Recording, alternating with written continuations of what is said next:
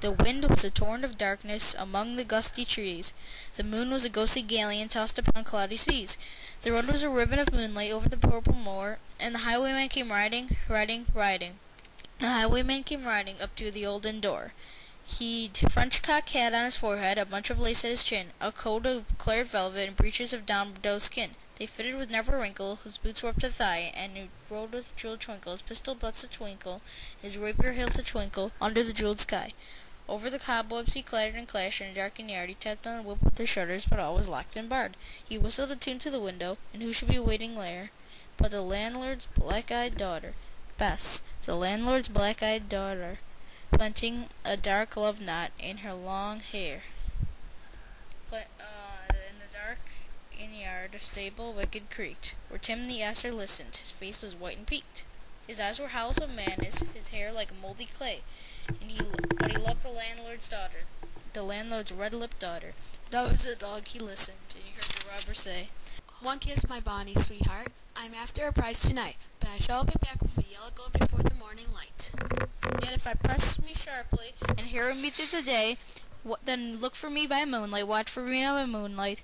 I'll come to thee by moonlight, thou should bar the way." He rose upright in the stirrup, but he scarce could reach her hand. But she listened to her hair in the casement, his face burnt like a brand, and the casement of perfume came tumbling over his breast, and he kissed its waves in the moonlight, oh sweet black waves in the moonlight. Then he tugged at his rein in the moonlight, and galloped away to the west.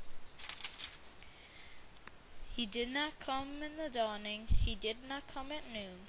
He and out of the tawny sunset, before the rise of noon, when the road was a gypsy's ribbing, looping the purple moor, a red-coat troop came marching, marching, marching. King George's men came marching up to the old inn door.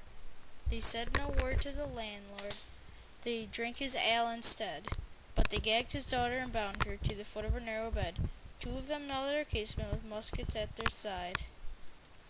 There was death at every window, and at one dark window, for Bess could see through her casement the road that he would ride. That they tied her up to attention with many a sniggering jest. They bound a musket beside her with the muzzle beneath her breast. "Now keep good watch," and they kissed her. She heard a doomed man say, "Look for me by moonlight, watch for me by moonlight. I'll come to thee by moonlight, thou should bar the way." She twisted her hands behind her, but all the knots held her good.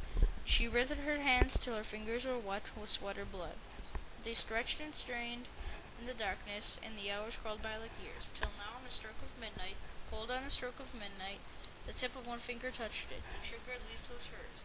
The tip of the finger touched it. She strove no more for the rest. Up she stood to attention with the muzzle beneath her breast. She would not risk the hearing, she would not strive again, for the road lay bare in the moonlight, blank and bare in the moonlight, and the blood of her veins in the moonlight throbbed to her love's refrain.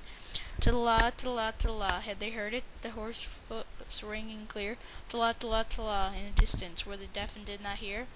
Down the ribbon of moonlight, over the brow of the hill, the highwayman came riding, riding, riding. The redcoats looked to their priming.